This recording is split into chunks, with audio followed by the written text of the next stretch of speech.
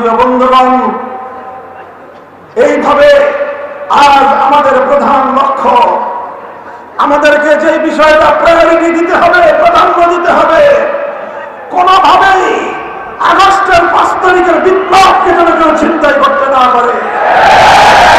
বাংলাদেশের ছাত্র জনতাকে আমি একদিকে যেমন সালাম জানাই, অপরদিকে তাদেরকে আমি সতর্ক করতে চাই, তোমরা সতর্ক থেকো, তোমরা হুঁশিয়ার থেকো, তোমরা তোমাদের সূচিত ঐক্যকে দৃঢ় এবং মজবুত রেখো। কোন ভিন দেশি অপশক্তি, দেশ বিরোধী কোন চক্র যেন তোমাদের মধ্যে বিভেদ তৈরি করতে না পারে।